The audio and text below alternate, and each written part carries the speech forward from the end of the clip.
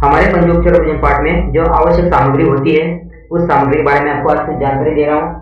आप वो ध्यान से सुनिए।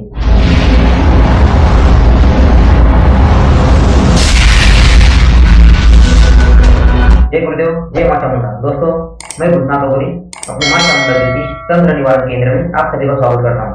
दोस्तों, हम आज आपको पंचोपचार पूजन पाठ में कि जो हम डेली का जो पंचोपचार पूजन पाठ करते हैं अपनी देवी देवताओं का, तो उस पंचोपचार पूजन पाठ में क्या क्या आवश्यक सामग्री होती है, उन सामग्री के नाम और उस सामग्री के बारे में आपको जानकारी दे रहा हूँ। आप ध्यान से सुनिए ताकि आपको भी पंचोपचार पूजन पाठ में आपको सफलता मिले। डेली के पंचोपचार पूजन पाठ में जो पहले हमारा जो है ये अक्षर, जिसे हम डेली पंचोपचार पूजन पाठ में हम आह्वान के लिए और पूजा पाठ के बाद हम हल्दी कुमकुम अक्षर चंदन चढ़ाने के बाद हम अक्षर चढ़ाते हैं भगवान को, उसके लिए अक्षर। उसके बाद में ये चंदन है, सूखा चंदन है, अष्टगंध चंदन। उसके बाद में आती है हल्दी, उसके बाद में ये कुमकुम और इसके बाद में ये सिंदूर। अब कौन सी चीज आपको क्या कौन सा तिलक लगाना चाहिए उसके बारे में थोड़ी सी जानकारी देता हूँ। अक्षत हमारे आह्वान के लिए यूज होते हैं और पूजन तिलक लगाने के बाद में हम अक्षत चढ़ाते हैं, उसके लिए अक्षत का हमें उपयोग किया जाता है। सभी देवताओं को अष्टगंध और चंदन का तिलक लगता है, चाहे देवी हो या देवता हो। उसके बाद में हल्दी का तिलक सारी देवियों को, सारी माताओं को तथा विष्णु भगवान जी को हम हल्दी का तिलक लगा सकते हैं।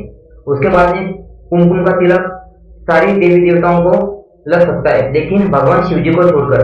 अगर आप भगवान शिव जी के मंदिर में शिवलिंग की पूजा कर रहे हो या फिर आप घर के मंदिर में भगवान शिव जी की मूर्ति की पूजा कर रहे हो या आपके घर पर आपने शिवलिंग स्थापित किया हुआ है, तो उस शिवलिंग के ऊपर कुमकुम का तिलक नहीं लगता है। कुमकुम का तिलक सिर्फ साल में एक बार लगता है, वो है महाशिवरात्रि के दिन।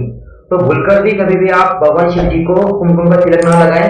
बाकी सभी देवी देवताओं को, देवियों को, देवताओं को आप कुमकुम का तिलक लगा सकते हो। उसके बाद में आता है सिंदूर। तो सिंदूर का तिलक गणेश भगवान जी को, हनुमान जी महाराज जी को, बाबा काल भैरव महाराज जी को, माता चामुंडा को, माता तारा को, माता छिन्नमस्ताओं को, सिर्फ धुआंती माता को छोड़कर बाकी आप सारी उग्र शक्तियों को आप सिंदूर का तिलक लगा सकते हो, यहाँ तक कि प्रेतरा सरकार को। ठीक है, तो ये सारी शक्तियों को आप सिंदूर का तिलक लगा सकते हो। उसके बाद में आता है ये अत्तर का फायर। तो आपको अत्तर क्या करना है, बाजार में ऐसा कपास मिल जाता है, तो आप बाजार से कपास लेकर आइए और उस कपास को आप कैंची से एक इंच का आपको काट लेना है। देखिए, ये ऐसा एक इंच का आपको काट लेना है, एक इंच का आपको ये ऐसा काट लेना है। और काट लेने के बाद ये इस तरह अस्तर है, देखो गुलाब का अस्तर है, तो इस गुलाब के अस्तर का आपको फाया बनाना है। तो क्या करना है आपको, जैसे ये अस्तर हो गया और वह जो कपास है, ये कपास को ऐसा करना है और आप फिर इसको इस तरह से इसको भिगोना है। इस रुई के फाये को आपको इस तरह से भिगोना है, अच्छे से भिगोना है ताकि कहीं सुखाना रह जाए। फिर इसको ऐसा आपको पीड़ देना है, निचोड़ देना है, ताकि अस्तर सब तरफ लग जाए। जो गुलाब का अस्तर है वो सब तरफ लग जाए। ये गुलाब का अस्तर सब तरफ लग गया, ये इस तरह का फाया हो गया। उसके बाद में आता है अपना कलावा रोल, ये कलावा। तो ये कलावा को आपको ऐसे पकड़ के कम से कम 4-4 इंच का आपको काट लेना है। ये कलावा आपको ऐसे 4-4 इंच का काट लेना है। तो बाजार से कलावा आपको 4-4 इंच का काट लेना है। ये कलावा हम भगवान को वस्त्र के रूप में हम उसको दे देते कि वस्त्र हम भगवान को अर्पित करते हैं। मतलब ये कलावा हमको, अभी मैंने कलावा काट लिया, तो इस कलावा के हमें थोड़े थोड़े ऐसे बारीक हिस्से कर लेना है, 4-5 और ये हो गया। उसके बाद में आता है पुष्प। इसके बाद में आता है ये बताशा। ये बताशा हमें पूजन के बाद में देवी देवताओं को भोग के लिए दिया जाता है। ये भोग के लिए हम बताशा यूज करते हैं। आपको पूजन के लिए लगती है एक ऐसा प्याला जो जल से भरा हो, ये आती है आपको 2 कटोरी। ठीक है, इस कटोरी में जल डालोगे आप पैर धोने के लिए, और इस कटोरी में आप पंचोपचार पूजन के बाद में जब आप भोग दोगे बताशा को भोग देने के बाद में भगवान को जल पिलाने के लिए, है ना।